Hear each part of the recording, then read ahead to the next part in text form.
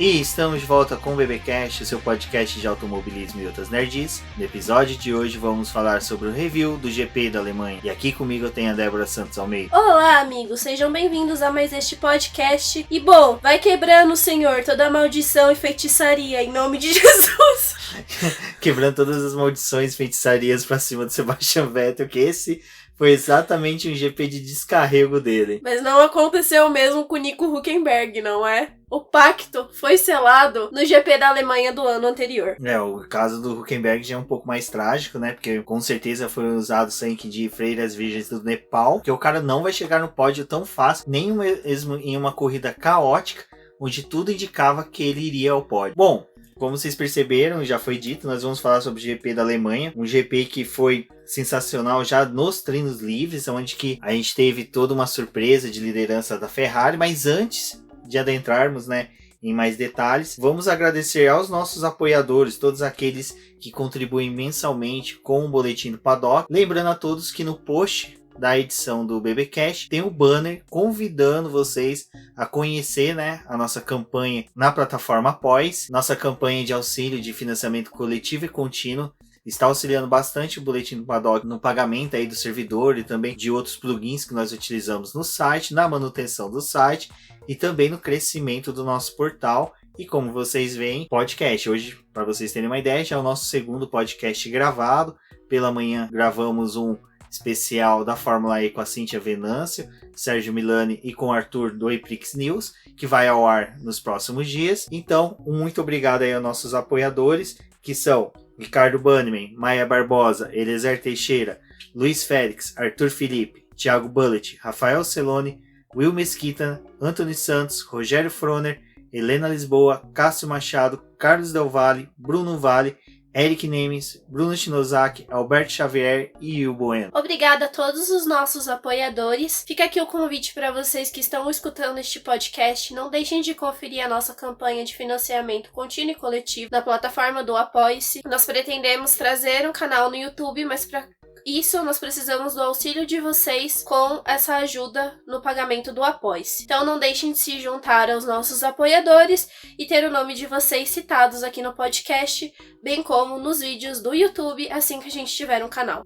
Exatamente, Débora. Lembrando que quem não puder fazer o apoio pelo Apoie-se, também outras formas de você contribuir com o crescimento do Boletim do Paddock, como compartilhando, convidando amigos para conhecer o BBcast, os posts do Boletim do Paddock, avaliando o nosso podcast nas plataformas. Exatamente, a avaliação do BBcast no iTunes, que seria o principal agregador, colocando lá 5 estrelinhas no nosso podcast, você auxilia outras pessoas a chegarem ao BBcast, conhecer nosso trabalho e assim vamos aumentando o nosso número de ouvintes, expandindo nossa área de cobertura, vamos pôr dessa forma, dentro da internet. Lembrando a todos que nós temos a parceria com a Amazon, então tem os banners no Boletim do Paddock, onde você tem acesso a um link. Toda compra que você realizar dentro da Amazon, através desse link, você vai estar contribuindo com o Boletim do Paddock. Não é acrescentado nenhum valor à sua compra. A Amazon, ela pega do valor que ela receberia de lucro e repassa ao Boletim do Paddock. Já agradeço de antemão a todos que vêm fazendo isso. Muito obrigado, estamos tendo um excelente retorno. Bom, Débora, como foi dito, o GP da Alemanha já começou de uma forma, vamos pôr assim, bacana, estonteante, porque a gente já teve a chegada da Ferrari dominando os treinos livres, mostrando que era uma das forças dominantes do GP. Como a gente tinha falado no preview, a Ferrari dependia como dito no preview, a Ferrari dependia das altas temperaturas na pista para poder ter um bom desenvolvimento. E na sexta-feira foi o dia mais quente desse começo de final de semana da Fórmula 1. O primeiro treino livre começou, com a liderança do Sebastian Vettel. Então foi uma boa coisa, porque a gente estava esperando o rendimento dele justamente no GP da Alemanha, por todo o histórico que a gente teve do alemão na corrida do ano passado. Então essa liderança já colocava, uma esperança maior para a corrida no domingo. Primeira sessão foi bem tranquila até. Os pilotos não estavam escapando muito de pista, eles ainda não estavam buscando todo o limite dos carros, mas ainda assim teve, né, os testes de pneus e bem como as voltas rápidas. Kevin Magnussen provocou uma bandeira vermelha, que ela foi bem rápida, após o motor da Haas apresentar falta de potência. O carro foi removido para os boxes e a sessão teve continuidade. Ainda assim, nos minutos finais, o Valtteri Bottas acabou espalhando com o carro na brita e depois ele levou essas pedrinhas para o circuito. Tivemos mais algumas voltas, mas a sessão se encerrou sem nenhum dano. No segundo treino livre, poucas horas depois da execução do primeiro, as temperaturas na pista já chegavam a passar dos 50 graus. Então era uma sessão extremamente quente. Foi mais um domínio da Ferrari. A gente viu a Haas nessas sessões de treinos livres retornando com o carro do começo de temporada, porque a configuração se adequava mais, diferente das atualizações que eles tinham tentado fazer para o carro melhorar. Isso só fez o carro piorar ao longo das provas, então eles optaram por voltar com o carro do começo da temporada. Os pneus testados foram os médios e os macios, já pensando na corrida do domingo. Ela foi uma corrida onde a gente viu um excesso mais de pilotos extravasando os limites de pista, principalmente a curva 17, onde eles acabavam tracionando e utilizando, né, toda a saída da curva, então eles passavam com as 4 rodas para fora da linha branca e às vezes até mesmo da zebra, e foi um ponto, né, levantado por quem estava assistindo se isso ia ser permitido ao longo do final de semana. Essa sessão ainda contou com a batida do Gasly na última curva. Mesmo assim, a pista foi liberada, os pilotos já estavam executando a simulação de corrida. Eles tiveram um tempo reduzido para poder conseguir testar os 2 pneus e elevar eles a uma boa quantidade de voltas, mas a sessão retomou e ela foi terminada tranquilamente. Para o terceiro treino livre, já era esperado que a chuva começasse a chegar na Alemanha e tomar conta do circuito, e antes da sessão começar, a chuva já tinha chegado. Ela foi passageira, mas foi o suficiente para poder deixar o asfalto molhado, e a sessão começou com as temperaturas mais amenas, mas mesmo assim a Ferrari se manteve na liderança, novamente com Charles Leclerc, que tinha terminado a sexta-feira na liderança com o segundo treino livre. O Vettel, no entanto, ficou em terceiro porque o Max Verstappen conseguiu superar ele numa volta rápida. Isso já aumentou as expectativas para a classificação. Já começou a se falar que a Ferrari ia conseguir essa pole, até mesmo com o Charles Leclerc ou com o Vettel. Foi uma sessão que causou muita expectativa. As voltas que os pilotos utilizavam essa curva 17, passando com os 4 pneus para fora, eram excluídas dos tempos, então eles não contavam como volta rápida porque era considerado que o piloto estava tomando vantagem. Então essas voltas foram sendo excluídas ao longo da sessão, até para poder já construir uma consciência para a própria classificação. E dentre essas voltas a gente teve uma busca elevada pelas voltas de classificação e pilotos conseguindo melhores resultados até mesmo na sexta, sétima volta do composto. Logo depois a gente foi para a classificação. Neste final de semana, né, Débora, como a gente disse lá no preview do GP da Alemanha, a Mercedes estava comemorando 125 anos, né, do surgimento da marca, do crescimento da marca dentro do automobilismo. Foi assim que a marca Mercedes-Benz surgiu, patrocinando e participando de corridas de automobilismo. Com isso, a equipe estava com uma pintura meia retrô ali no carro, que remetia àquela lenda que tem do carro ter sido raspado para poder participar de uma corrida. Também os pilotos, membros da equipe estavam todos fantasiados. Então a gente pode dizer que começou a realmente ter uma peça de teatro se desenhando, se formando no final de semana. E essa peça de teatro começou a ter o lado, como eu poderia dizer, trágico, pelo lado da Ferrari, que conseguia vindo poderíamos dizer, numa comédia feliz e saltitante, onde que ela liderou os treinos livres, estava com o carro bem acertado para o GP, e já no Q1 começou seu drama com o Sebastian Vettel, já nem conseguindo sequer marcar um tempo rápido para, quem sabe, até tentar conseguir chegar no Q2. Ele simplesmente não conseguiu abrir uma volta rápida, né, Débora? Como bem colocado por você, acredito que se foi uma peça de teatro, ela foi bem ensaiada. né? Com toda essa execução de um teatro que às vezes a gente fala que a Mercedes esconde o jogo durante boa parte do final de semana, chega na classificação, eles simplesmente são fantásticos e imbatíveis. Como muita gente falou por aí, né? Ferrari tava deixando a gente sonhar com uma boa classificação e até mesmo com uma boa corrida, se fosse uma circunstância normal de corrida, né? Depois a gente vai falar tudo que aconteceu, mas não foi isso que a gente viu durante a classificação e foi triste, até mesmo pra Mercedes, que eu acho que ela busca um rival direto que ela não tem mais essa temporada. Ela teve no ano passado com a Ferrari e as coisas não se desenharam da mesma forma. O Vettel acabou tendo problemas no Q1, ele saiu, deu apenas uma volta e retornou para os boxes com falta de potência no motor. Já era uma situação preocupante, porque o Q1 a gente tem 18 minutos de tempo para as voltas e não tinha mais como resolver nada do carro. Então ele foi para os boxes, apresentou esse problema de falta de potência, depois identificaram que foi no turbo, mas não tinha mais como mandar ele para a pista.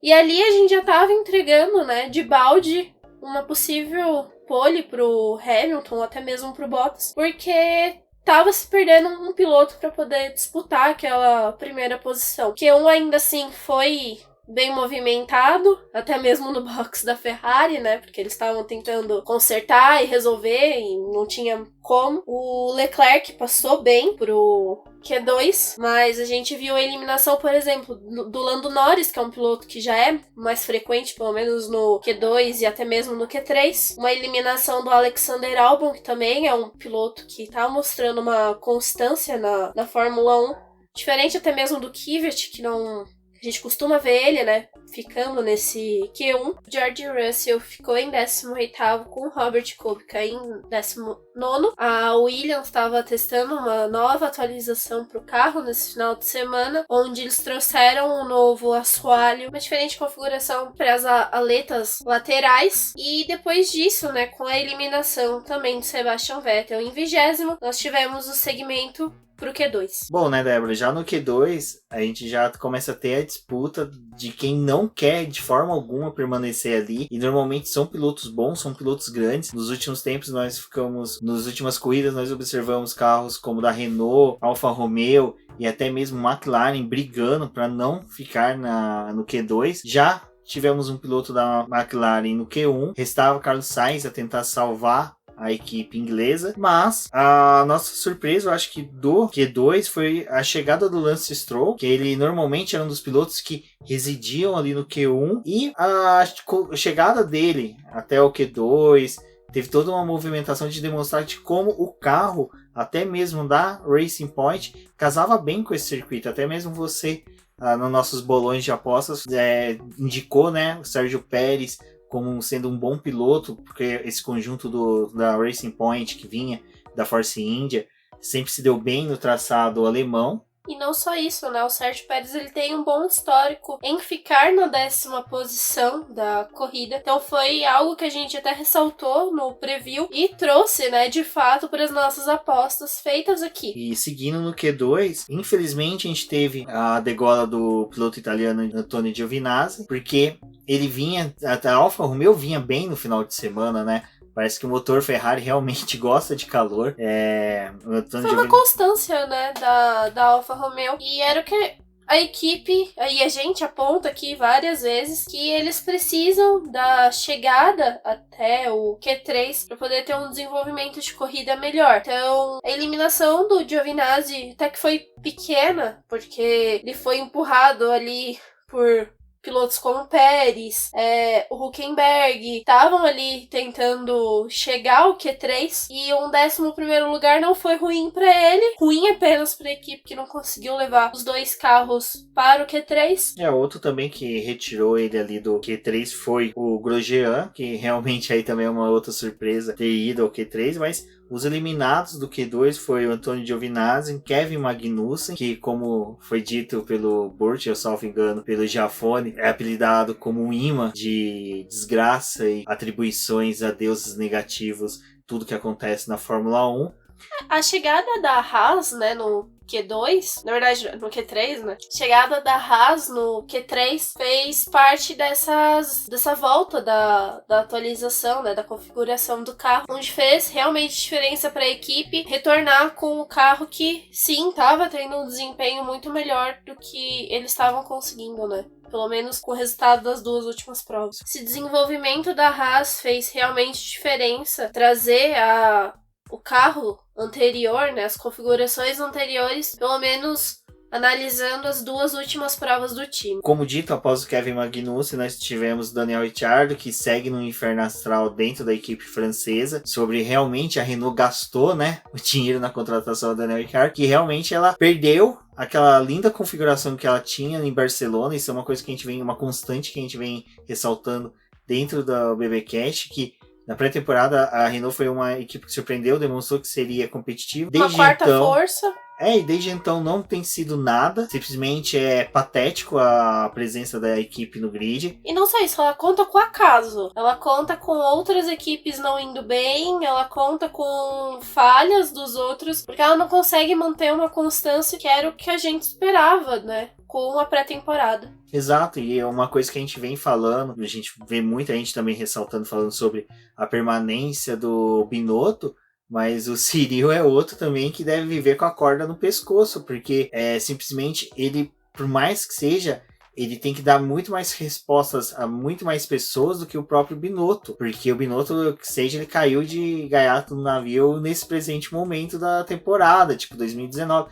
Cyril não, Cyril vem numa novela desde 2014, salvo engano, de discussões com a RBR e discussões com a própria equipe Renault, então ela não vem crescendo, não é uma equipe que vem se desenvolvendo dentro da Fórmula 1. Eu não vejo uma boa perspectiva da equipe até o final do ano. Eu acho que a Renault ela só tende a piorar. Eu não creio que numa possível volta de férias aí ela tenha um bom desempenho. É uma lástima, principalmente para o Daniel Ricciardo e o Hülkenberg. O Hülkenberg aqui até na hora, durante a corrida, eu falei para a Débora que o Hülkenberg foi o primeiro piloto que eu acompanhei desde as, não categorias de base, mas desde a chegada dele na GP2, depois na ida dele para Williams. Então é um piloto que eu acompanhei ele há muito tempo, então eu acho que é uma pena ele estar dentro de uma equipe que não dá condições dele pelo menos terminar a corrida. Não que aconteceu hoje tenha sido culpa da equipe, mas muito que se vê às vezes é consequência de toda uma construção negativa. Voltando ao Q2, nós tivemos a eliminação do Daniil Kvyat, do Lance Stroll, e aí sim, né, Débora, já começamos a ter a configuração para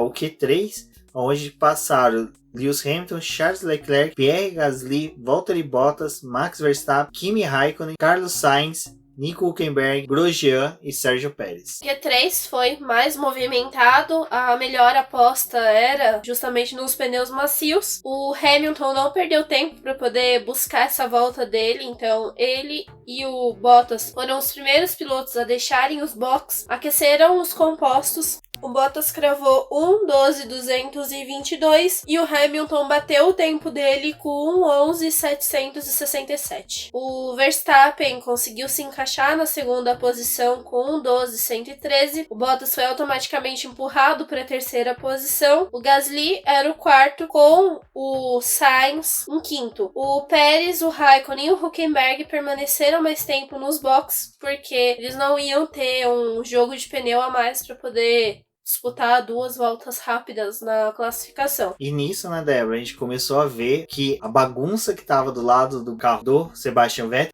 todo aquele tumulto de mecânicos curiosos e dirigentes da equipe desesperados para colocar o Vettel de volta para a corrida, toda essa muvuca mudou para o carro do Charles Leclerc. Eu lembro que uma vez, eu acho que foi o Burt que chegou a ressaltar numa das transmissões, agora eu não vou me lembrar qual, mas ele chegou a falar que a Ferrari ela não é igual às outras equipes que dividem os mecânicos tem um mecânico exclusivo de cada piloto. Ela é mais uma equipe que acabam os times trabalhando do lado que o piloto tá precisando mais. Então, normalmente, quando se tem algum problema do Vettel, o pessoal do Leclerc que já tá com as coisas resolvidas pro Leclerc ir pra pista, acaba indo pro lado do Vettel pra poder ajudar aquela outra equipe. Durante esse Q3, a movimentação ali no box da Ferrari ainda parecia uma coisa pro carro do Vettel, Mas não, aí você viu o carro, né, estampado com o número 16. Ferrari tinha, né, tava vivendo ali de novo um dramalhão. O Leclerc só demonstrou que não ia mais conseguir ir pra pista porque o carro não tinha condições. E o Binotto foi lá, olhou o carro, ficou tipo, o que tá acontecendo? Mecânico de um lado, revira o carro, mexe em tudo, nada desse carro sair e o tempo correndo. E aí corta pro box da Mercedes com o Toto Wolff, né, com aquela cara de um pouco desesperado, até preocupado com a situação da Ferrari, quando eles anunciaram que realmente não tinha como colocar o Leclerc na pista e a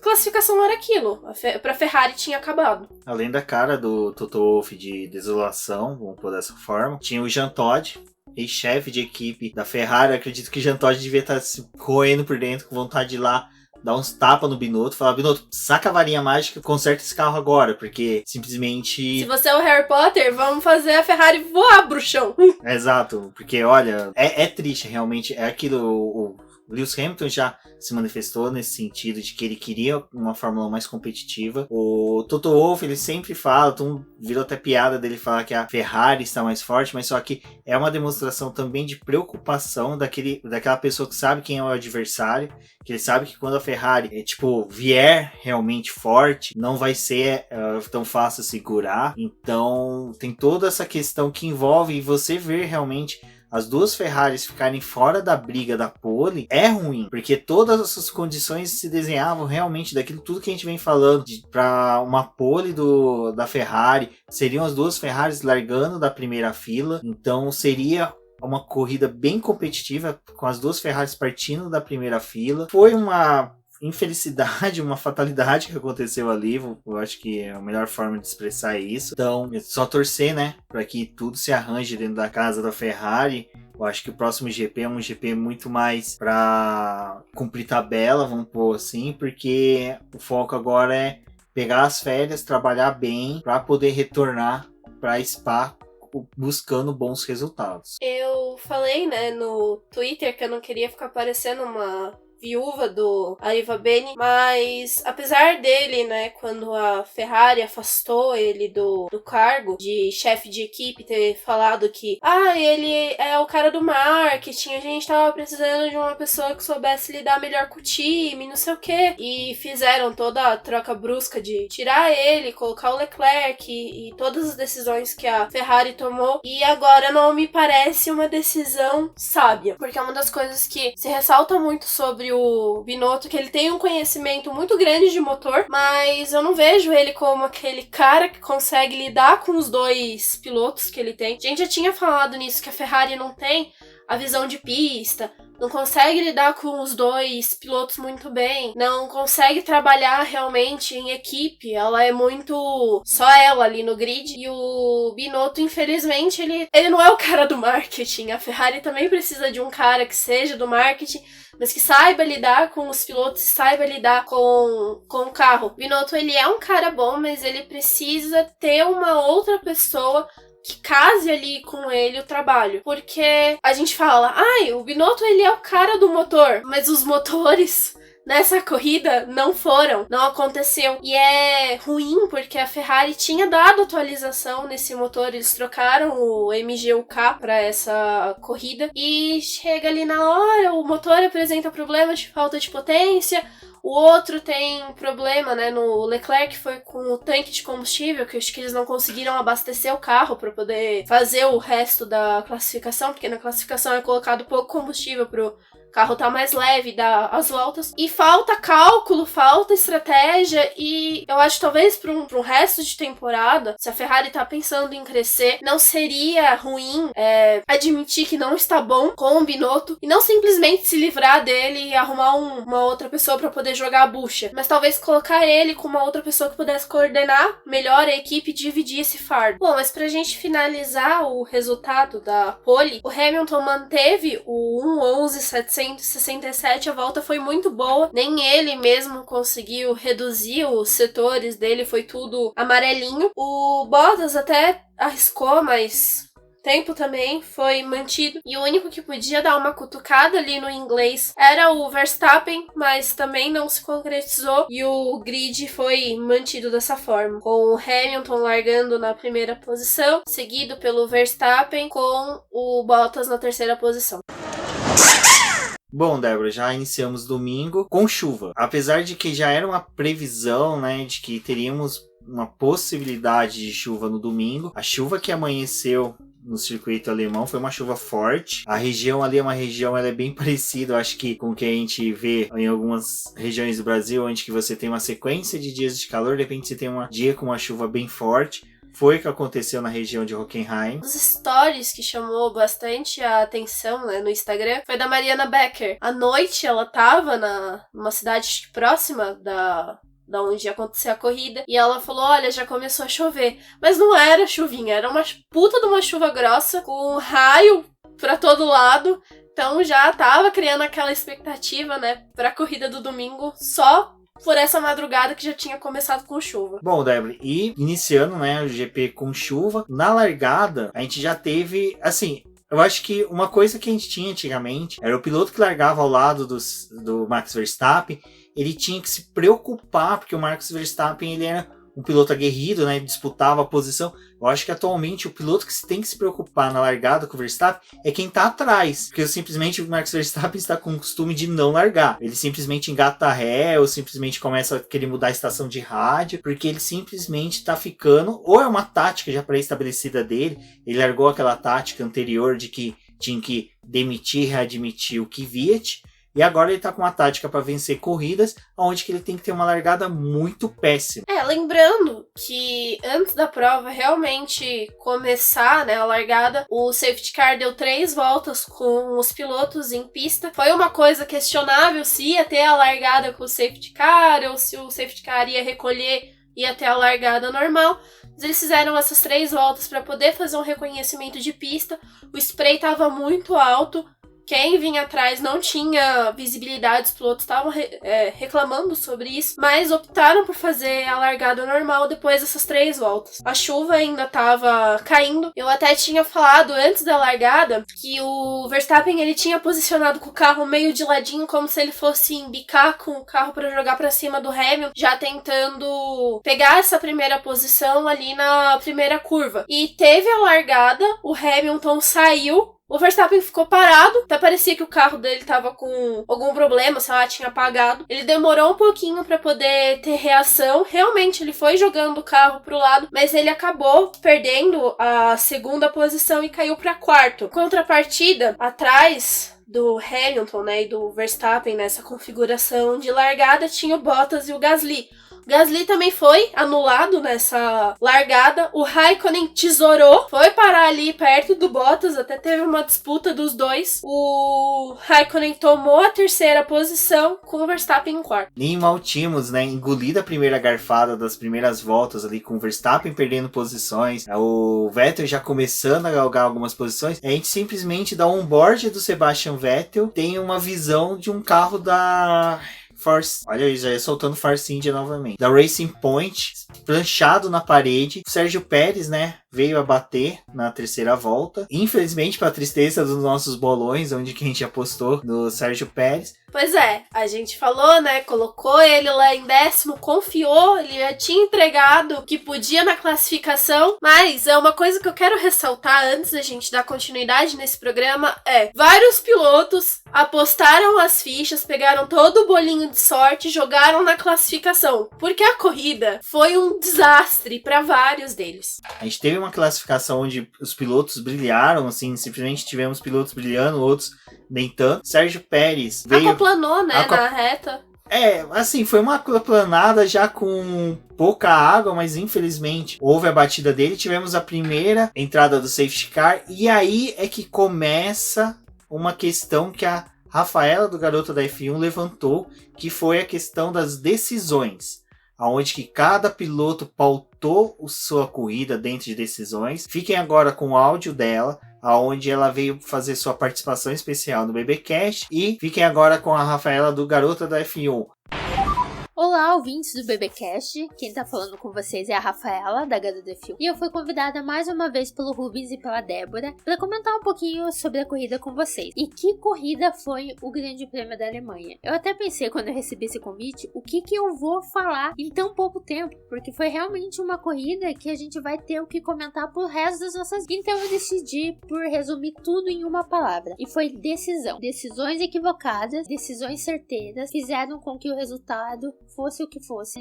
Começando com as equipes na troca de pneu. Talvez não fosse o momento certo, aquilo custou possivelmente a corrida de Charles Leclerc, quase custou a do Hamilton. Hamilton ali também teve que tomar outra decisão, que foi cortar o caminho de entrada dos boxes. Isso custou 5 segundos para ele, mas talvez até consciente disso, de que melhor ser punido com 5 segundos do que tentar dar a volta no traçado e talvez nem chegar nos boxes, talvez abandonar no meio da corrida. Também teve a decisão equivocada do Bottas lá na frente. Ele podia ter diminuído os pontos em referência ao Hamilton dentro do campeonato. Ele poderia até ter estabelecido a vaga dele dentro da Mercedes, mas ele forçou demais, e tudo isso para passar de uma Racing Point. Ele possivelmente teria ficado com a segunda colocação, que foi do Vettel, e ele não tomou a decisão certa e acabou abandonando. Vettel, em contrapartida, só decisões certeiras. Ele trabalhou muito bem com a Ferrari, tomou todas as medidas que tinha que tomar em questões de cuidado, em questão de quem abandonou, vou tomar colocação, se tiver que ultrapassar, vou ultrapassar. Ele conseguiu se redimir diante da torcida, saiu de último lugar, chegou em segundo lugar com um gosto de vitória. Max Verstappen errou no início, chegou a se afobar no meio da corrida, e a equipe disse: calma, Max, que vai dar. E deu. Mais uma vez o Max venceu, enquanto o Gasly tá ali fazendo uma corrida que não faz sentido nenhum, ele não se encontrou. A gente se iludiu com a corrida passada e ele abandonou em uma tentativa de ultrapassagem. Acabou abandonando. Outra decisão equivocada. Então essa corrida realmente se resumiu a decisões e ela não terminou ali na bandeirada, né? 5 horas depois a Alfa Romeo ainda foi punida, 2 pontinhos caíram no colo do Hamilton e 1 pontinho no colo do Kubica. A Williams conseguiu 1 ponto, então foi realmente uma corrida inesquecível. E além disso, tem que agradecer Toto Wolff por ter liberado a Netflix para gravar os bastidores dessa corrida. A segunda temporada de Drive to Survive vai estar incrível, estou ansiosíssima pelo episódio dessa corrida, que talvez seja até 2, né? Porque é tanta coisa pra tratar que não vai caber em apenas um episódio. Eu deixo vocês com a Débora e com o Rubens comentando mais, analisando profundamente o que foi realmente esse grande prêmio. Prazer estar com vocês aqui de volta. Eu quero agradecer pelo convite. E se você não me conhece ou já me conhece, pode me seguir nas redes sociais. Eu sou Garota da F1 em todas elas, Instagram, Facebook e Twitter, e também pelo site www.garotaf1.com.br. Muito obrigada e até a próxima.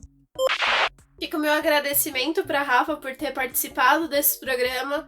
Eu até tinha soltado no grupo das meninas que íamos ter uma participação especial, então a volta da Rafaela aqui nesse programa é uma coisa especial. A gente que compartilha desse amor pela Fórmula 1 e tem esses projetos independentes como o Boletim do Paddock e ela com Garota da Fórmula 1. Mas agora a gente vai discutir um pouquinho sobre o que ela falou no áudio e também continuar contando o que aconteceu pra vocês. Exato. A Mercedes parece que ela pegou o gosto por esse negócio de chamar os pilotos ao mesmo tempo, né? Então, no começo já da volta 4, quando após a batida do Pérez, a equipe chamou o Hamilton e o Bottas para um pit stop. Eles trocaram o pneu de chuva extrema, que é o de borda azul, já para o pneu de intermediário. Mas antes disso, dos dois se encaminharem para os boxes, o Vettel foi o piloto que teve a resposta mais rápida à batida do Bottas, mas antes dos dois pilotos da Mercedes se encaminharem para os boxes, a gente teve uma resposta rápida do Sebastian Vettel por conta da batida do Sérgio Pérez, onde ainda na volta 3 ele já tinha seguido para os boxes e instalava os pneus de chuva intermediária, que era a nova aposta para os pilotos que resolvessem parar ali nesse momento que o safety car estava entrando na pista. Exatamente, como nós dissemos e a Rafaela ressaltou, foi a partir daí que decisões começaram a ser traçadas. Já nessa rodada de pit stop, uma coisa que ficou bem marcante nos pit stops foi que a pistola que trabalhava no pneu direito, dianteiro direito dos carros, de todas as equipes, ou em sua maioria, falharam. Então, acho que deve ter sido alguma consequência aí de calor versus chuva versus argelado, uma vez que são pistolas pneumáticas. Acredito que também as curvas do circuito, né? A gente tem uma grande quantidade de curvas que talvez demandem a utilização desse pneu, porque ele seria praticamente o pneu de apoio do carro, né? Para as curvas que são feitas pro lado direito. Exato, até o próprio Valese brincou no Twitter que até as pistolas estavam soltando spray, mas não. Em decorrência, né, do ar úmido, você tem toda a questão do ser pistolas pneumáticas. Então a gente começou a ver isso e eu já comecei a pensar, em alguma hora vai dar a famosa merda de pit stop. Porque a partir do momento que você vê uma sequência de equipes dando esse erro, a Ferrari teve, a Red Bull, todas as demais tiveram também esse problema com essa pistola. Depois a gente teve, a relargada foi até que rápida, né? Foi já na 5ª volta. O Hamilton manteve a primeira posição e o Magnussen aparecia ali em segundo, né? Tipo, meio de outra volta, ninguém sabia o que ele estava fazendo ali. E como ele não foi um dos pilotos que apostou nessa parada dos box, né? Ele ainda estava com pneu de chuva extrema. Ele começou a ser engolido pelo pessoal que estava vindo atrás. E entre os 10, ele... Em quarto, o Stroll em 7º e o Norris em 8º eram os únicos pilotos ainda com o pneu de chuva extrema. E nessa altura da corrida, ainda abrindo a 6ª volta, a gente já tinha, né, o Sebastian Vettel numa 10ª posição, que realmente o alemão ele estava apostando tudo na corrida. E é outra questão que é uma decisão, onde que o piloto decide se entregar para buscar um bom resultado, custe o que custar. E por incrível que pareça, era um dos poucos pilotos, se não o único piloto, que em nenhuma tomada de vídeo dele mostrou ele corrigindo o carro. Acho que a única coisa que teve, que a gente até tava conversando durante a corrida, que eu falei, ele tenta jogar o carro para um lado, às vezes, com o volante, você vê ele fazendo um movimento, o carro não responde, mas nem por conta disso ele tinha errado. Ele só tava tentando dar um jeitinho ali, se o carro respondesse bem, se não respondesse também não ia fazer muita diferença. Mas ele tava tendo uma precisão nas voltas dele. Então essa 10ª colocação ali já era boa para um piloto que tinha largado em 20º. E até num texto do site da Fórmula 1, ele ressaltou que no começo de prova ele tava meio que, essa corrida não vai ser grandes coisas, mas no carro ele começou a buscar inspiração para poder conseguir construir uma boa corrida para ele. Não, e vejam, gente, que nós estamos apenas indo para a 6ª volta. Ou seja, apenas 1/10 da corrida foi realizada e a gente já teve corrida para os boxes, já tivemos batida, safety car, e essas 6 voltas, assim como foi dito, a chuva tava naquela vai e volta, e nesse momento havia cessado, né, Débora? Bom, o Lando Norris foi o que seguiu para os boxes, eu acho que percebeu que não havia mais como render com pneus de chuva extrema. Começava ali uma certa disputa, e até mesmo bem emocionante, entre Kimi Raikkonen, Magnussen e Sebastian Vettel, então é aquela hora que a gente tá torcendo para a subida do Vettel, a gente vê ele chegar perto do Magnussen, né, começa a temer pela vida do Sebastian Vettel e dos fiscais que estão próximos, tendo em vista que o carro do Magnussen, né, é feito de algum resíduo químico milenar nórdico. Eu acredito que Magnussen, ele é o Lucifer. Se vocês não assistem a série Lucifer, assistam. Tá na Netflix. Quem já assinou pra poder assistir Drive to Survive, vai e aproveita pra poder assistir. Porque Lucifer, ele atrai todas as coisas ruins pra perto dele. Todas as coisas que acontecem naquela série é por conta dele. Então o quê? Magnussen é Lucifer de Drive to Survive. Exatamente. E o Grosjean seria um bobo da corte. Tá ali, né? É o figurante. Bom, mas aí, infelizmente, né, o Magnussen, mesmo com o pneu ali já em frangalhos, viu que não dava para resistir e retornou aos boxes para fazer sua primeira troca da corrida. Aliás, uma coisa que o Magnussen fez muito bem nessa corrida foi ficar nos boxes, né? Porque toda hora ele tava ali nos boxes. Opa, deu uma cagada aqui no meu pneu, vou voltar e vou colocar um outro pneuzinho ali. Ele tava usando os pneus que ele tinha direito ali. Exatamente, porque ele já havia sofrido uma ultrapassagem do Kimi Raikkonen, vinha sofrendo a pressão do Sebastian Vettel. Ele foi chamado aos boxes, colocou os pneus intermediários, mas só que aí a corrida ela seguiu até mesmo bem calma, né, Débora? Até a 14ª volta. Eu acho que o que vale a pena a gente ressaltar é que diferente das duas corridas anteriores, que a gente viu que tinha aqueles conflitos de disputa entre o meio do pelotão, né, dividido em blocos, nessa corrida a gente não teve isso. As distâncias eram muito maiores, o Hamilton mesmo na ponta ele já tinha 4 segundos de vantagem pro Bottas, então a gente não teve muito esses encontros na pista, ou quando eles aconteciam eram de forma rápida, o piloto já tentava ultrapassar para poder não ficar disputando o espaço, até porque como a gente tava vendo formar um trilho na pista, não tinha muito espaço para você andar com 2 carros lado a lado, porque obviamente o piloto que pegasse o trecho mais molhado da pista, até mesmo com o pneu de chuva intermediária, não tinha como segurar o carro. Bom, mas como você disse, Débora, o Grosjean, ele era um figurante, mas ele foi aquele figurante que tropeçou no tripé da câmera, foi o cara que pegou e sem querer puxou o microfone e apareceu durante a transmissão. Meu gato que aparece na gravação. Exatamente, a única diferença é que teu gato me odeia e o Grosjean nem sequer me conhece. Mas o Grosjean, por que ele retornou ao cenário do estiar? Charles Leclerc, né, foi liberado pela Ferrari na rodada de pitstops, naquela primeira rodada que nós citamos agora há pouco, e simplesmente foi uma liberação assim, tipo, vai garoto, está livre, mas não estava livre. Havia um Grosjean no meio do caminho, e o Charles Leclerc chegou a tocar no Grosjean. Passou um tempo depois, houve até um debate sério, uma movimentação, se iria ou não ter punição para o Leclerc. A FIA decidiu pela não punição e sim aplicar uma multa contra a Ferrari, tendo em vista que eles entenderam que a Ferrari foi o agente causador. Então, perfeito, achei até uma sábia decisão. Agora vou só abrir um parênteses aqui para uma discussão rapidinha, que eu vi muita gente revoltada no Twitter.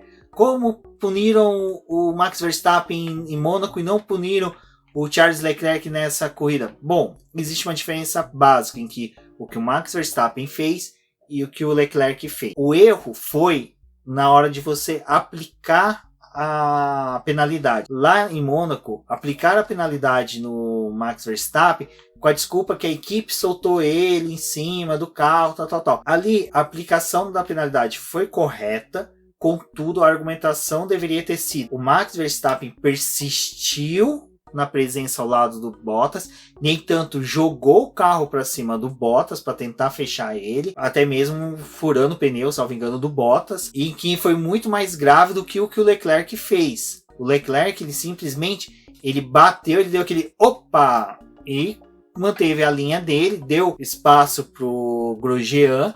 Então ali você teve 2 pilotos que souberam se respeitar. Foi muito distante, muito diferente do que aconteceu com o Max Verstappen em Mônaco. Eram questões diferentes, tudo foi diferente. Infelizmente a FIA às vezes erra, a Fórmula 1 erra na argumentação da penalização, mas eu acredito que foi sábia a decisão e é aquilo que o Burt levantou, né, durante a transmissão. A Fórmula 1 teve um marco das decisões, que foi o GP do Canadá. A partir dali eu acho que ela criou toda uma nova estrutura para analisar e entender o que deve ser feito na Fórmula 1. Torcer agora para que ela persista dessa forma nas demais corridas. Retornando à corrida, que na 14ª volta era assinalado, né, que o Charles Leclerc não seria punido, seria aplicada uma multa à equipe Ferrari. Na 15ª volta, né, Débora, nós tínhamos o retorno da saudosa chaleira amarela. Chaleira amarela, conhecida como Daniel Ricciardo, tava lá, né, humilde, correndo como se não houvesse amanhã, quando o motor resolveu abandonar ele, né, talvez a equipe também, a gente não sabe, e Daniel Ricciardo começou a seguir um traçado, né, onde fez aquele sabão ali na pista, porque ele tava espalhando óleo numa pista completamente cheia de água. E, novamente, né, com ele que, tentando recolher o carro pra uma área de escape, o Virtual Safety Car acabou sendo ativado só pra poder ele posicionar o carro ali, e a prova teve seguimento. Exato. Vamos ressaltar que sempre mesmo no Virtual Safety Car ou durante o próprio Safety Car, sempre tinha uma movimentação nos boxes. Isso foi muito constante nessa corrida. Quando esse Virtual Safety Car foi ativo, foi a vez do Charles Leclerc, assim como Hülkenberg, se dirigirem para os boxes e instalarem novos pneus intermediários. Por quê? Já tínhamos pontos secos da pista, onde para esse pneu intermediário não é tão bom, porque ele acaba degradando mais rápido, mas a gente ainda tinha trechos que estava completamente úmido. Então não tinha ainda como instalar um pneu, né, pra pista seca. Exato. E como em toda peça de teatro, a gente sempre tem aquele personagem que é o alívio cômico da semana, né, da peça. Nesse caso foi a sequência ali de curvas antes da entrada da reta principal, que começa já na curva 14, em que a gente viu o Carlos Sainz saindo, né, da pista, rodando, simplesmente ele passou ali por toda aquela área ali de arrancada, ele fez uma arrancada ao avesso, conseguiu não bater o carro, retornando para a pista, infelizmente eu acho que isso custou muito para a corrida dele. E agora só vamos também um pouco falar sobre a questão dessa curva, que eu queria só lembrar o pessoal para dar uma olhada no post do BBcast, que eu vou colocar uma foto do GP da Alemanha do ano passado e do GP da Alemanha deste ano. Por quê? No GP da Alemanha do ano passado, a corrida foi patrocinada também por uma companhia aérea. Então, na curva 16 e 17, havia uma pintura ali em vermelho dessa companhia aérea. E ali era mantido o asfalto na mesma qualidade, vamos por dessa forma, que é o asfalto normal que os carros passam na pista. Era aquele asfalto meio que de ranhura, né, que trava o carro. Exato, um asfalto mais áspero, né? Então a pista de arrancada, como o Burt explicou lá, tem todo um material químico que faz com que ela tenha mais aderência, mas essa aderência ocorre somente se ela estiver seca. Ela já existia, então a pista de arrancada ali não prejudicava em nada os pilotos que saíam. Para este ano, sem o patrocínio, algum gênio decidiu utilizar esse produto químico que é na pista de arrancada em toda a área de escape. Então nessa foto você consegue ver que é nítido que ano passado essa tinta só foi utilizada realmente na área de escape, não. Que essa tinta realmente foi utilizada na pista de arrancada. Fora da pista estava o asfalto normal. E este ano, algum gênio brilhante falou: vamos passar em tudo. Acho que eles estavam crentes que o aquecimento global iria permanecer até segunda-feira. Mas houve uma antecipação aí de pauta, não foram avisados. E a chuva chegou no sábado e no domingo, que acabou transformando aquilo ali num sabão. O Charles Leclerc já havia colocado uma das rodas para fora, corrigido o traçado, ele conseguiu retornar porque estavam com duas ainda no asfalto normal, então conseguiu tracionar e permanecer. Depois, novamente, ele quase errou. Então a gente teve uma sequência de pilotos que já haviam testado essa aderência e não conseguiram. Eu até havia pensado que era um pouco parecida com aquele produto químico que é utilizado na NASCAR, mas daí eu lembrei que na NASCAR, por exemplo, quando chove, eles não põem o carro na pista. Então não fazia sentido eles terem colocado aquilo ali em toda aquela área de escape. Mas, agora retornando à corrida, e também o Carlos Sainz retornando à pista, né, ele voltou atrás do Lando Norris, perdeu umas boas posições ali, bem como o tempo, né? Ele acabou passando a ser o 14º colocado, então foi uma grande perda para ele ali, aquela rodada. E ainda com os pilotos, né, dando seguimento às suas voltas, mais áreas de pista seca começaram a surgir. O Hamilton lá, tranquilo, né, faceiro na primeira posição, com mais de 6 segundos de vantagem pro Bottas, e o Sebastian Vettel tinha estacionado ali na 7ª posição, que era aquela posição que ele não conseguia ir mais pra frente, porque dependia de uma pista mais seca e, consequentemente, né, um pneu também de pista seca. Então ele começou a ficar travado ali na 7ª posição e não tinha mais o que ele fazer. Nesse momento já havia sido liberado a DRS, mas mesmo assim o Sebastian Vettel não conseguia utilizá-lo, tendo em vista que o traçado é como você disse, havia um trilho. Então mesmo esse pneu intermediário saindo do trilho, ele era arriscado porque O trilho é o local onde que fica aquela rebarba, né, fica o green, né, o macarrãozinho, misturado com toda a sujeira da pista, mais água, então a chuva não foi tão intensa durante a corrida para poder lavar, então era arriscado sair do traçado normal para uma ultrapassagem, então mesmo com o DRS liberado, a gente não viu muitos pilotos arriscando ultrapassagem, e assim Sebastian Vettel foi um dos primeiros a começar a questionar a permanência, né, dos carros com o intermediário. Na volta 23, né, pouco depois, o Magnussen se dirigia novamente para os boxes, retornando para a pista de pneus macios, mas a gente percebia ali que era um erro, porque a chuva começou a cair na reta dos boxes. Então, ela estava retornando pro circuito e um pneu ali macio não era uma boa opção. Não satisfeito, né, com isso que estava acontecendo, Verstappen foi chamado para os boxes, assim como Bottas, e instalaram nos dois os compostos médios, que eram nada aderentes para a forma como a pista, né, tava, e muito menos pro que estava acontecendo ali na reta dos boxes. Então, eles estavam realmente patinando com aqueles pneus. O Verstappen mesmo, assim que ele saiu dos boxes, ele já deu uma sacudida ali, porque o carro não tinha como controlar, e logo depois a gente via ele rodando na pista sozinho, até por conta desses pneus. Ele até falou no rádio, porque vocês colocaram, né, praticamente essas merdas de pneu aqui no meu carro, porque não tem como dirigir com eles. Nesse movimento que o Verstappen fez, até vou pedir uma ajuda aí pro Cássio Machado, nosso apoiador, que é um deus nórdico do skate, né, do mundo dos skates, pra ele me falar qual que é o movimento, porque o Verstappen simplesmente subiu meio que uma lombada ali, deu o giro de 360 graus. É um flip? Não sei. Talvez. E ele voltou pra pista, né? E é algo que é interessante, que a gente vai ver que as figuras que se destacaram na corrida, todos eles tiveram erros, falhas e escolhas, como a Rafaela disse, decisões erradas e certas durante a corrida.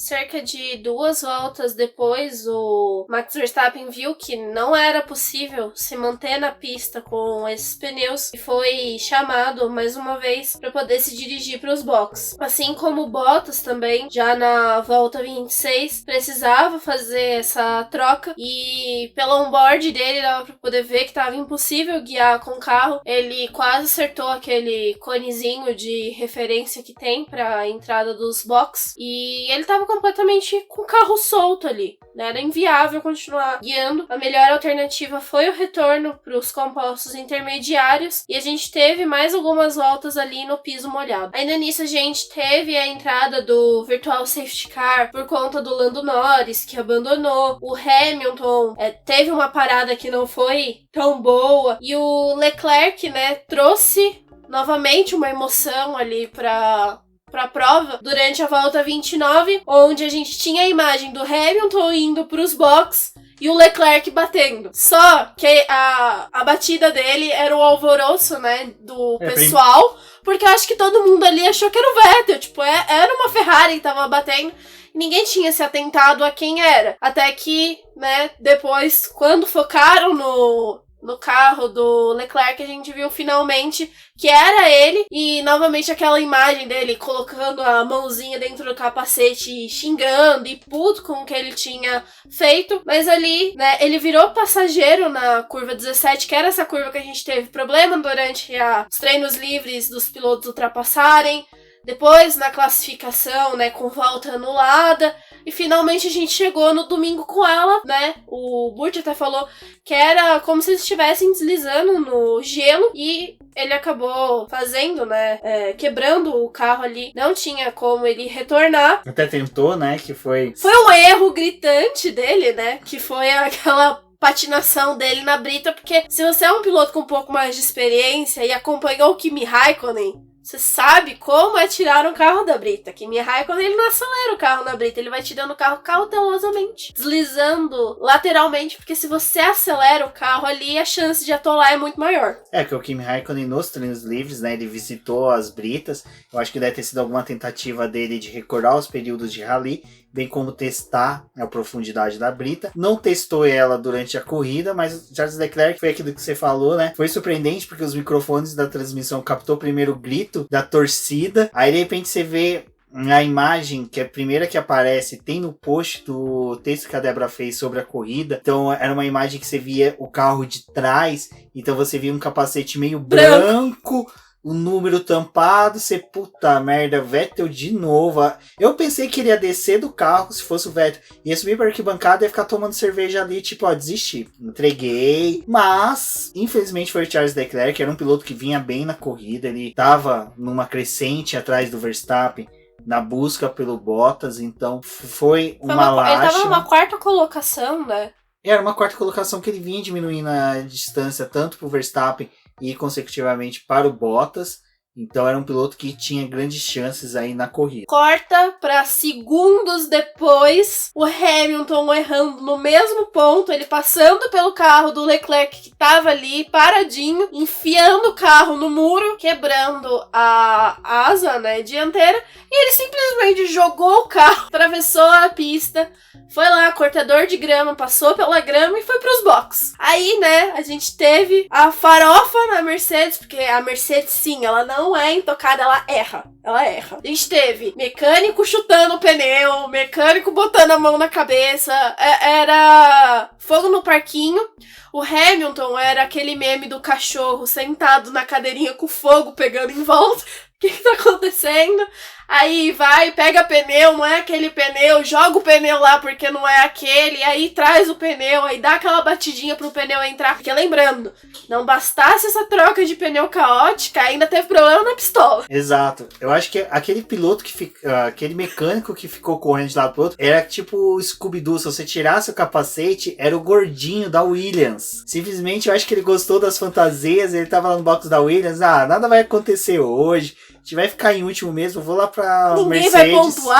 Ninguém vai pontuar, deixa eu ir lá pra Mercedes, que eu vou curtir um pouco. E tem um post meu, eu recomendo vocês acessar, que eu listei uma sequência de montagens com esse vídeo, que tem desde da parada dos boxes com a música da Grande Família, depois dos Trapalhões, e depois um Twitter fez também uma montagem dessa com a música de época, então ficou sensacional, recomendo, porque realmente foi um show de trapalhadas. Se alguém que conhece montagem de vídeos aí puder, ou eu vou tentar, e quem sabe esteja no post lá também, seria lindo com a abertura do Globo Rural, porque seria espetacular, porque foi... Não, assim, eu acho que a Mercedes nunca erra.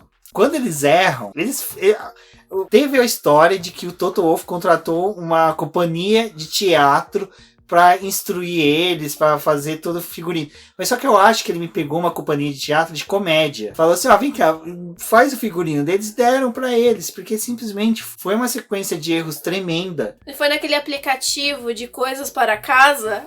Esse daqui é o que tá em evidência, vou usar. Foi no Wish, né? Comprou a figurina no Wish, não viu que veio de uma companhia circense. Mas enfim, esse erro custou caro pro Lewis Hamilton, ele retornou muito atrás. Novamente foi uma das coisas que a Rafaela falou, que essa corrida foi, né, toda traçada por decisões. Bom, e retomando a questão do acidente do Hamilton, eu concordo e acompanho o entendimento que a Débora me passou e o da Rafaela, que foi muito mais sábio da parte dele fazer toda aquela lambança de cruzar ali. Eu acho que ele também se firmou nessa, lembrando que o Hamilton já fez isso em um GP passado, eu não me recordo qual, então quem recordar me chamem a atenção nas redes sociais, porque o Hamilton em um determinado GP ele não ia entrar nos boxes, de repente o mecânico dele pediu para ele entrar e ele cortou da mesma forma. Eu não me recordo se foi na Inglaterra, foi em algum lugar, num GP assim no período europeu, porque eu lembro que foi numa época que estava tendo a disputa com o Vettel da liderança do campeonato. Então acho que até mesmo por isso ele tomou essa escolha. Foi sábia, uma vez que correr todo o circuito numa condição de pista com metade da asa dianteira ia ser perigoso, tanto para ele como demais pilotos. Ele ia ter que enfrentar, né, praticamente a curva 17 de novo, onde poderia colocar a prova dele em risco, mas não só ele em risco, como qualquer outro piloto que tentasse fazer uma ultrapassagem ali nele, porque ele não tinha essa parte da asa dianteira e ainda corria o risco dela soltar e até mesmo passar, né, pra parte de baixo do carro, onde danificasse o assoalho. Então, conhecendo o regulamento, a gente não tem como afirmar se essa decisão foi pensada nisso, mas conhecendo o regulamento que por cortar a linha, né, cortar a entrada dos boxes, você toma uma penalidade de 5 segundos, ali foi a melhor aposta que ele podia realmente fazer para a corrida dele e uma decisão para todos que estavam disputando a corrida. E no resumo da ópera, Lewis Hamilton foi punido aí com 5 segundos. A equipe utilizou sabiamente, em vez de deixar o piloto cumprir essa punição ao final da corrida com um acréscimo de 5 segundos, segurou ele por 5 segundos no pit stop. Ele cumpriu essa punição mais pra frente, quando ele precisou mais uma vez se dirigir aos boxes. Com essa punição já tinha sido uma corrida caótica pra ele, porque ele não tinha mais como disputar boas posições ali pra frente. Terminar a corrida era a melhor opção pra ele. A prova seguiu ainda na volta 40. O Nico Hülkenberg, com a chance que ele tinha de chegar no pódio, ele conseguiu desperdiçar. Então, né, voltamos aí que ele jogou tudo na classificação, foi bem, foi até o Q1. Corrida não foi a mesma coisa pra ele. Então, assim, né, vai quebrando toda a feitiçaria, né, porque com o Hülkenberg o negócio não funcionou. Exato, a gente tinha até uma perspectiva boa dele, porque dentro de toda essa sequência de situações caóticas no GP da Alemanha, a gente viu ele simplesmente lá em P2, atrás do Max Verstappen, em um bom ritmo. Não era um ritmo ruim, ele estava sendo consistente, estava conseguindo manter um bom tempo, mas só que do nada, de repente, apareceu o Nico Hülkenberg chanfrado lá na barreira de pneus. Eu acho que deve ser, como a Débora disse, uma maldição, tem que ter um piloto alemão sempre que possível fora do GP da Alemanha, porque foi simplesmente uma situação triste. Eu fiquei, como eu disse no começo da gravação, eu fiquei sentido porque o Hülkenberg é um piloto que eu tenho aquela vontade de ver ele ainda no pódio, nem que seja só uma vez, nem que seja um pódio póstumo, não tem importância. Ele tem que ir pro pódio, porque simplesmente é uma carreira triste, porque foi um piloto que chegou badaladíssimo, campeão, né, da GP2, foi pra Williams, conseguiu uma pole na primeira temporada, depois teve toda essa situação de péssimos contratos. Eu acho que ele, infelizmente, para permanecer na Fórmula 1, teve algumas escolhas ruins de contrato, mas pelo menos permaneceu. E hoje era a chance dele, ele depois apareceu ali na barraquinha de espeto, do lado da arquibancada, lamentando muito a situação dele. Eu acho que um fiscal deve ter comentado alguma coisa com ele, tipo, a vodka tá ali do lado, ele saiu e meio chacoalhando a cabeça, e infelizmente depois teve a imagem dele nos boxes, conversando com os mecânicos. Eu entendo que a situação é ruim pra ele dentro da Fórmula 1, mas não é um piloto tão ruim a ponto de merecer essa maré de azar que circunda ele há tanto tempo. Bom, com o acidente do Nico Hülkenberg, o safety car retornou para a pista. O Verstappen e o Vettel foram para os boxes, assim como o Lance Stroll, que teve essa sacada, né, da Racing Point, levar ele para os boxes ainda nesse primeiro momento ali, enquanto os demais pilotos, né, demoraram um pouco mais de tempo para poder instalarem os pneus de pista seca. Era uma aposta um pouco arriscada ali ainda, mas já tinha, né, uma possibilidade da pista ir secando e a chuva não retornar até o final da bandeirada, né. A gente teve, né, toda aquela movimentação lá nos boxes com os pilotos entrando juntos praticamente, até que o Stroll acabou aparecendo ali na segunda posição, com Daniil Kvyat em terceiro. Então a configuração era Verstappen, Stroll, Daniil Kvyat. Outra coisa que ninguém tava entendendo, né, depois do segundo lugar de Kevin Magnussen ali no começo da prova. Exato, mas aí é aquilo novamente que bate no que a Rafaela e vocês estão falando aqui dentro do BBcast, que foram as decisões. O Stroll simplesmente apareceu de repente no box, no momento que estavam os pilotos ainda com o intermediário, havia água na pista. Até a gente tinha um feedback da Mariana Becker e um pouco de filmagem mostrando que havia um pouco de chuva. Salvo engano, na hora que foram colocar o pneu no carro do Stroll, filmou um dos mecânicos que tava pingando água no pneu, então você teve toda essa questão de, pô, o cara vai colocar pneu macio mesmo, né, pra retornar na pista. Então, a questão ali do Stroll é que ele não tava na zona de pontuação, então a equipe tinha realmente que arriscar.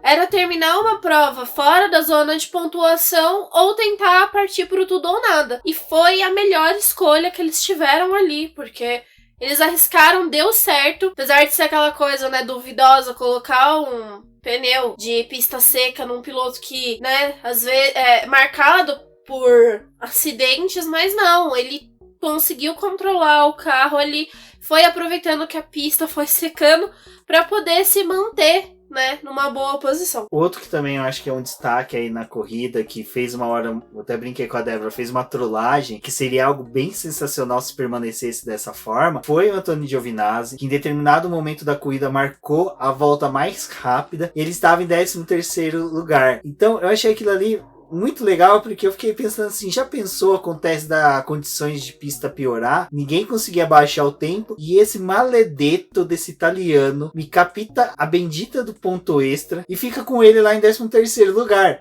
Seria muito da hora, porque daí, assim, seria legal porque na disputa de todo mundo, querendo ponto, tal, o cara me faz a volta mais rápida e tá justamente no local onde ninguém pontua com a volta mais rápida. Não, e fora isso, era a Alfa Romeo se deslocando, né, dos pontos para fora da zona de pontuação, porque nesse momento que o Giovinazzi estava em 13º, Kimi Raikkonen era o 11º. Nenhum dos carros da Alfa Romeo estavam pontuando naquele momento. Bom, e nisso, né, a maré de azar, né, seguia pra cima do Lewis Hamilton, porque ele simplesmente aparecia novamente em tela, rodando em pista. E nisso, um pouquinho antes, a gente teve ainda o Kvyat ultrapassando o Stroll, algo que seria normal em qualquer universo, mas mesmo assim o Stroll continuava lá, persistindo na 3ª colocação. Nisso, Sebastian Vettel continuava galgando suas posições, ultrapassando a todos e a tudo. Ele até tinha caído para 10º com a parada nos boxes, e aí ele teve que voltar a subir, né, no grid depois dessas paradas. E foi o que foi colocando ele mais pra frente. O Magnussen ainda teve que ir pros boxes de novo. Ele disputou espaço ali com o Gasly, teve uma dificuldade para poder ultrapassar o Gasly. Ele começou a escalar o grid até que ele chegasse no Sainz, né, e tentasse a ultrapassagem com o Sainz, mas... E como dito, o Lewis Hamilton rodou na pista, acabando com os pneus que ele estava, teve que retornar aos boxes, e nisso o companheiro dele, né, seguia na pista, mas uma pessoa que não tem um bom companheiro e o outro companheiro que não tem uma boa pessoa é o Kevin Magnussen e o Grosjean, que novamente se encontraram. Eu acho que o que aconteceu? Os dois, a Haas ficou puta, porque a Netflix estava no box da Mercedes, não estava filmando eles. Então o Gunter lá simplesmente chamou os dois no rádio e falou, ó, faça uma merda em pista, porque os caras estão só filmando a Mercedes. E foi nessa hora que os dois se encontraram. Kevin Magnussen e o Grosjean, ao rádio deles pareciam de duas crianças, quando é pega pela mãe fazendo arte, em que um começa a falar, não, foi ele, olha o que ele fez. Uma situação patética. Torcemos para que no futuro não vejamos novamente, ou vejamos bastante, porque é algo sensacional esses dois se encontrando em pista. Mas como dito, o Valtteri Bottas seguia ainda lá na frente, tinha sua chance de subir ao pódio, tentar ganhar alguns pontos a mais que o Lewis Hamilton e assim diminuir a distância dele de segundo colocado para o Lewis Hamilton, que era o primeiro, né, segue na liderança do campeonato, mas o Valtteri Bottas quis testar a proteção de pneu, e eu acho que foi o acidente mais forte que a gente teve no final de semana, que ele simplesmente na 57ª volta chanfrou o carro ali na barreira de pneus. Com a batida do Bottas a gente teve novamente a entrada do safety car. Eu acho que o carro do safety car foi a única Mercedes que permaneceu mais tempo liderando a prova. Foi a única que pôde comemorar os 125 anos para a própria Mercedes, que não era o quê? Um carro de Fórmula 1, porque os 125 anos era de equipe e não na Fórmula 1. Olha, ó, jogada de marketing, ninguém tinha visto isso antes, isso a Globo não mostra. Bom, e aí tivemos a relargada, recolhe o safety car para tristeza da torcida alemã da equipe da Estrela Brilhante. Mailander, né, volta cabisbaixo de novo pros boxes. torcendo pra alguém rodar. A gente teve mais uma troca do Hamilton de pneus. A relargada aconteceu na volta 59. E, bom, o Vettel tava ali conquistando posição, chegou no Stroll, conseguiu ultrapassar. Depois ele utilizou, né, a asa móvel para poder ir atrás do Kvyat, também conseguiu essa ultrapassagem para poder se tornar o segundo colocado. Dessa vez foi a primeira vez que nós tivemos a disputa direta do armamento alemão contra o armamento russo, 2 torpedos indo pro encalço do Max Verstappen. Eu imagino o Max Verstappen olhando no retrovisor, vendo 2 torpedos, um russo e um alemão, vindo pra cima dele. Até mesmo a Juliana Serrazoli tava fazendo uma pergunta no Twitter, perguntando qual seria o nome da filha do Kvyat, que nasceu e não escolheram o nome ainda. Eu indiquei o nome Katyusha, que era um nome de um foguete, né, um torpedo, um míssil russo soviético utilizado na Segunda Guerra Mundial. Foi muito utilizado. Até hoje, esse nome ainda é utilizado por algumas Miss, que nem a Miss República Dominicana tem esse nome, algumas atrizes, mas eu acho que seria um bom nome aí para uma criança filha de um torpedo. Eu vou me isentar da escolha do nome, porque eu não sou boa, minha pronúncia só correta pro alemão, pro russo eu não posso arriscar. Mas a gente, né, teve já o desenho ali na volta 63 pro final da prova, com a bandeirada na volta 64, com uma vitória, né, do Verstappen, mas sim um momento de redenção pro Vettel, cruzando a linha de chegada no segundo lugar. Eu acho que foi a comemoração mais legal que a gente teve durante todas essas provas ao longo desse ano, porque o Sainz foi cumprimentar o Kvyat, então teve toda uma manifestação ali de felicidade, né, até a própria Red Bull aplaudindo o Vettel, o Christian Horner indo cumprimentar o Vettel pelo segundo lugar.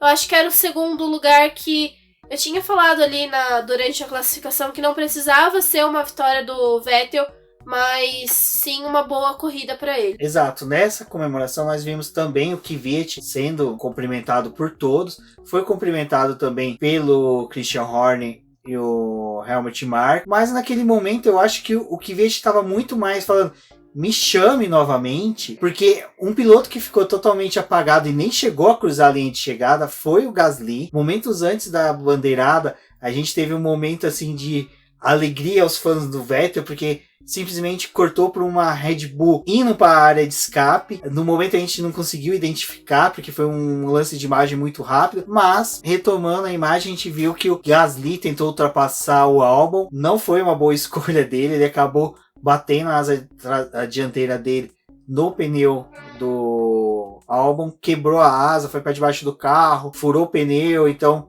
teve toda uma consequência ruim para o piloto francês, um piloto que já no final de semana teve uma batida, teve o Helmut Marko soltando uma pérola, falando que a Red Bull não tinha, né, mais peças de reposição. Aí o cara vai lá e me quebra uma asa dianteira, provavelmente prejudicando até o assoalho do carro. Então, naquele momento ali de felicidade e cumprimentos, eu acho que o Kvyat deve ter falado pro Christian Horner e pro Helmut Marko: olha, eu tô no pódio. Simplesmente assim. Foi bacana, como a Débora disse, nesse momento em que teve os cumprimentos ali após a chegada. Eu vi o Carlos Sainz vindo para cumprimentar o Kvyat.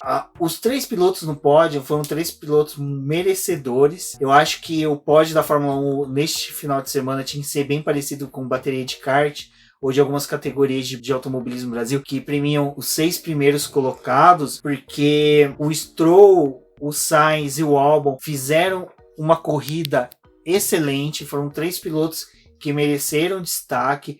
O Sainz, como eu disse aquela hora, ele rodou, então eu acho que isso até mesmo tirou ele de uma possível briga para o pódio. Então eu acho que todos os pilotos ali que terminaram entre as primeiras posições foram batalhadores, foram excelentes pilotos. Eu acho que a gente pela primeira vez pode falar que realmente a nata do automobilismo está na Fórmula 1.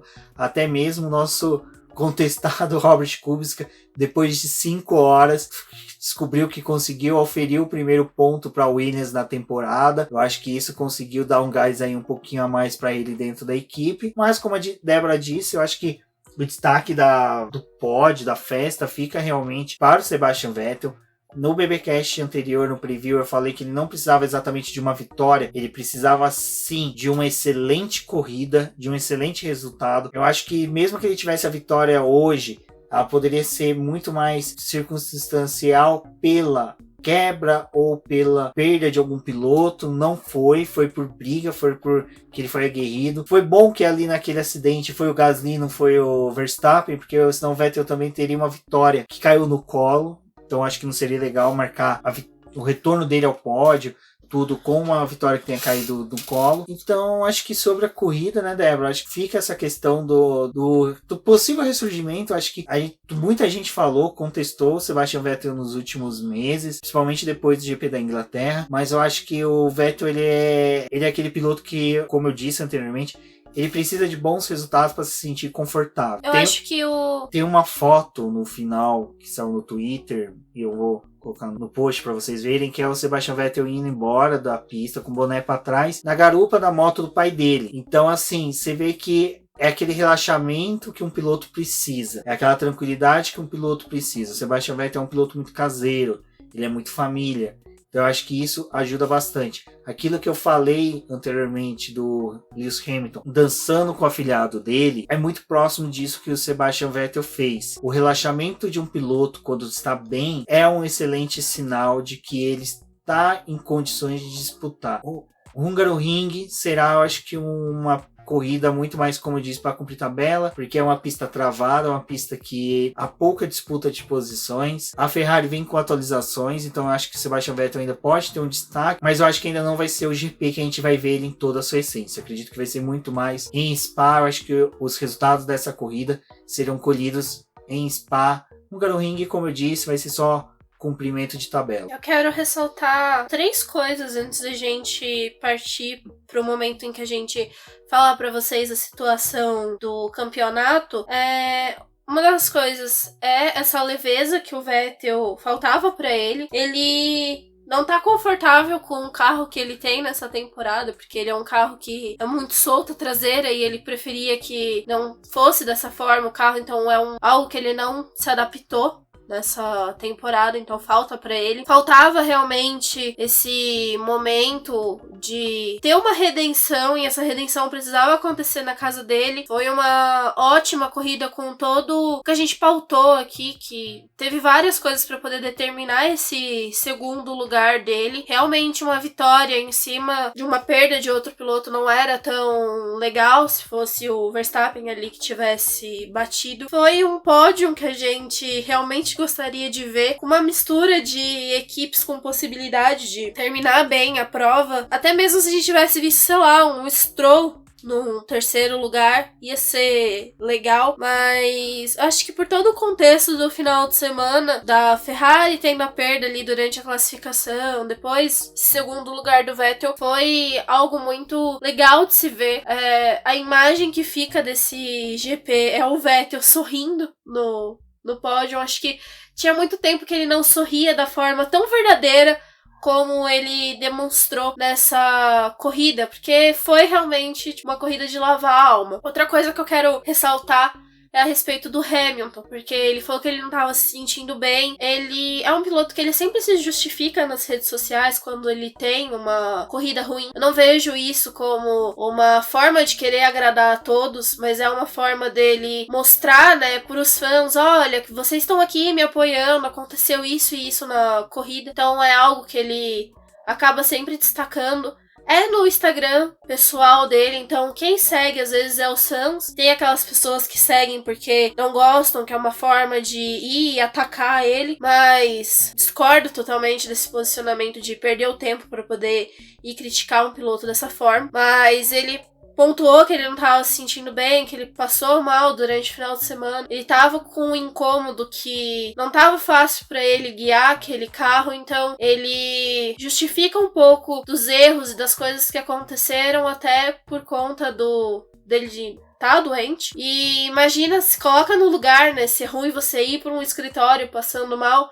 Imagina por um piloto de Fórmula 1 que tem que lidar com vários sentidos, que não é só a visão, mas o tato, ter toda uma sensibilidade ali com o carro, que a gente no escritório às vezes não precisa usar tudo isso, mas eles usam. Então Imagina, qualquer incômodo, mesmo que fosse, sei lá, uma roupa que tivesse apertada nele, faz diferença sim, numa corrida. Então eu discordo totalmente do que as pessoas, né, alguns falaram que foi simplesmente uma desculpa dele por ele não ter ido bem no final de semana, em que ele queria ser a estrela.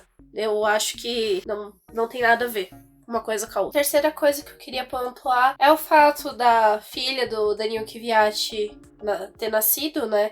E ele ter chegado à conquista do pódio, porque foi um retorno dele, né, pro pódio, era algo que eu acho que ele tava esperando já há algum tempo, desde 2016 que ele não conseguia o pódio, e agora foi a volta dele, né, pra Fórmula 1 com essa conquista. Acho que foi um final de semana marcante até pra ele, pra família, porque ele trouxe um pódio no dia que a filhinha dele nasceu, e eu acho isso sensacional. Fora isso, a corrida do GP da Alemanha não terminou, de fato, com a bandeirada. A gente ainda teve a Alfa Romeo sendo punida por conta de uma irregularidade durante a largada.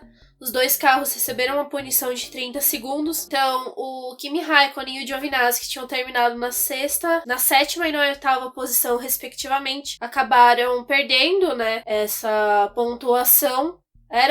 Ia ser a melhor pontuação do Giovinazzi no campeonato, mas não foi possível. E agora a Alfa Romeo vai ter que lutar por esses pontos perdidos para a próxima corrida e até nas demais ao longo do ano. Exato. O que foi legal do Kvyat, que eu achei bacana, é que ele retornou para a Fórmula 1. Acho que até algumas pessoas chegaram a questionar o retorno dele. Ele vinha tomando algumas vezes algum tempo do Albon, mas só que, lembrando que o Albon é um piloto novo, ele tem toda aquela garra, aquele empenho de um piloto já novo, recém-chegado na Fórmula 1. Então foi bacana do Kvyat ter conseguido o pódio, principalmente ser um pódio da Toro Rosso. Eu não me recordo quando foi a última vez que a Toro Rosso havia conquistado um pódio, então foi bacana ter visto ele lá. Do lance do Kvyat ter sido pai recentemente é bem bacana, então tudo isso acho que junta, traz uma emoção a mais, principalmente para o pódio dele. Como dito pela Débora, a Alfa Romeo foi penalizada em 30 segundos. Foi uma penalização até mesmo muito forte, eu acho que é em decorrência muito mais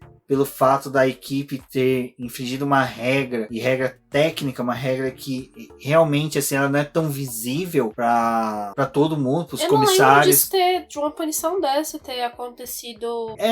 Eu acho que a força da punição, que 30 segundos é muito no universo da Fórmula 1, se dá por essa questão de você tentar ser malandro em algo que é difícil detectar. E quando pega, a punição é forte para justamente inibir demais infrações desse tipo. Mas eu não acredito que essa punição da Alfa Romeo foi algo, assim, feito do modo malandro de tentar ganhar vantagem. Acho que foi mais um erro mal calculado ali, que acabou passando pelos mecânicos e engenheiros que aquilo fosse acontecer, porque foi com os dois carros, talvez um acerto ali no momento final acabou resultando nisso, e não algo revertendo para a equipe como uma forma de, já que a gente não conseguiu ir com os dois carros, né, pro Q3, só o Raikkonen passou, tentar tirar uma vantagem numa largada. Não vejo dessa forma nenhuma conduta da Alfa Romeo com essa relação. Exatamente, e outro ponto que eu acho que podemos acrescentar, que foi o primeiro ponto da Williams na temporada. O Robert Kubica com isso conseguiu. Primeiro GP que ele fica na frente do Russell, o primeiro GP que ele pontua. É aquela coisa, é muito mais um ponto, acho que vai ser um ponto de consolo para a equipe do que realmente algo assim a ser comemorado freneticamente, porque é em decorrência de punições. Foi um GP em que somente 14 carros terminaram, né? Então eles tiveram muito mais a constância em pista do que realmente um desempenho. Vale lembrar que teve em determinado momento que o Robert Kubica chegou a dividir curva com o Vettel de uma forma um pouco mais aguerrida, quase comprometendo a corrida do Vettel. Então vale pôr esse ponto que a Williams também veio com atualizações para essa corrida, então eles tinham já uma perspectiva de um bom desempenho. Pode ser que tenha, então isso pode ser também um bom sinal para a equipe, porque atualizações que fazem com que o carro fique na pista, não rode, não tenha aquaplanagem, enfim, é muita coisa para se pensar. O GP da Alemanha, eu acho que ele entra assim para a história, acho que por todos os acontecimentos, não teve uma volta que a gente não teve um acontecimento. O post da Débora de review da corrida, em que ela faz pontuando volta a volta, realmente esse teve volta a volta acontecimento. Se não tinha uma ultrapassagem, tinha um encontro de pilotos, tinha alguém rodando, tinha alguém no pit stop. Então eu acho que é uma corrida aí que vale muito ser reassistida. Nós mesmos, após a corrida, terminamos de fazer as postagens padrões do BP após a corrida, chegou a nossa comida e a gente acabou comendo na frente da TV, algo que não é comum, porque simplesmente estava passando no Sport TV a reprise, então foi sensacional. Mesmo você assistindo, sabendo o que ia acontecer, a gente conseguiu rever alguns detalhes que havia passado despercebido na corrida, então foi bem bacana. Então recomendo para quem não assistiu a corrida que assista novamente, e quem assistiu, se tiver oportunidade, reassista, porque foi uma corrida bem interessante que marcou essa temporada 2019, que já vem aí de 3 corridas bem empolgantes. Como pontuado bem pela Rafa, esse episódio de Draft Survival acho que vai ser o mais esperado da próxima temporada.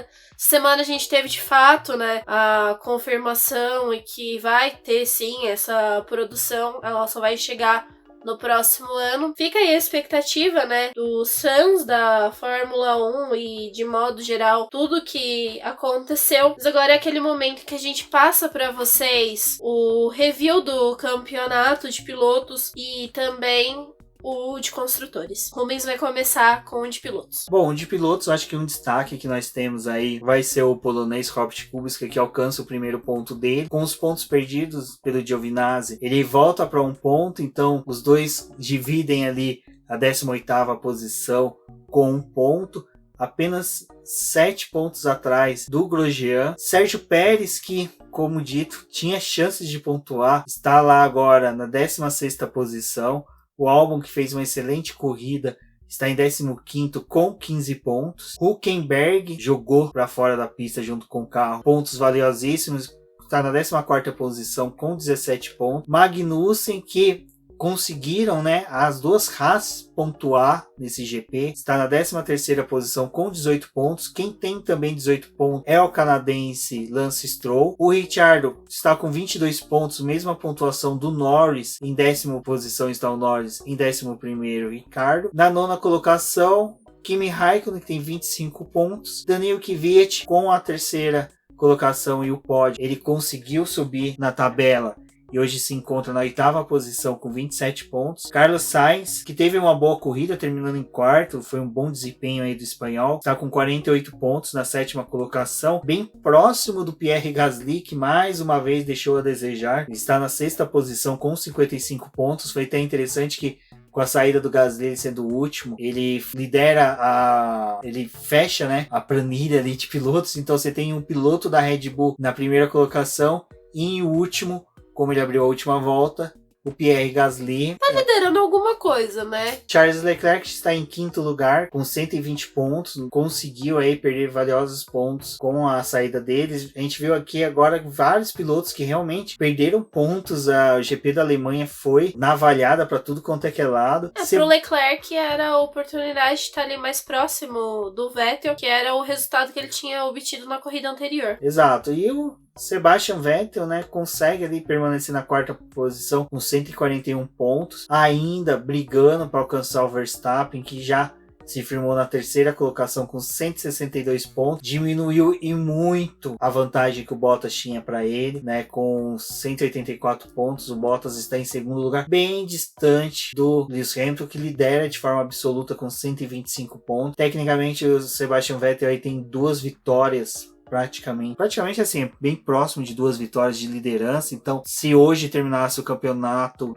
quer dizer, se a corrida fosse para terminar em Hungaroring, hoje Lewis Hamilton seria campeão, e é dentro daquilo que eu sempre falo. Não importa o piloto que seja campeão, eu não quero uma hegemonia para a gente ter um campeonato decidido com 2, 3 provas de antecedência. Então, Vai alguém aí que eu quero decisão no GP do Brasil. O Hamilton, ele ainda conseguiu 2 pontos com a punição da Alfa Romeo, ele terminou em 9º, então essa é a somatória dele nos pontos do campeonato de pilotos. Já no campeonato de construtores, a Mercedes se mantém na primeira posição com 409 pontos, seguida da Ferrari em segundo com 261, Red Bull com 217, a McLaren ainda permanece na quarta posição com 70 pontos, seguida pela Toro Rosso com 42, Renault com 39, Racing Point com 31, Haas com 26, Alfa Romeo também com 26 e a Williams com seu primeiro ponto. Vale ressaltar que ainda,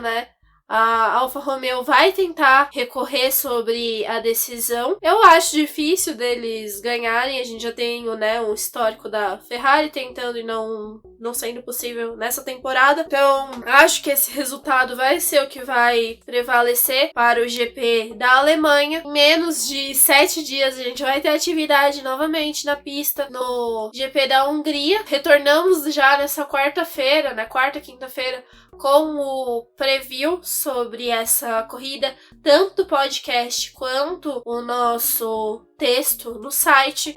Peço aqui para vocês que avaliem o nosso podcast, principalmente no iTunes, com 5 estrelas. Convido vocês para poder divulgarem nosso podcast para os amigos que também gostam de Fórmula 1. Dá lá aquela cutucadinha, pede para eles poderem escutar o nosso programa. Obrigado a todos que utilizaram a hashtag Fórmula 1 no BP. Continuem utilizando ela pelo resto da semana até o próximo GP. Durante a pausa da Fórmula 1, nós ainda vamos ter programas do Boletim do Paddock. Vamos tentar trazer algumas coisinhas diferentes para vocês.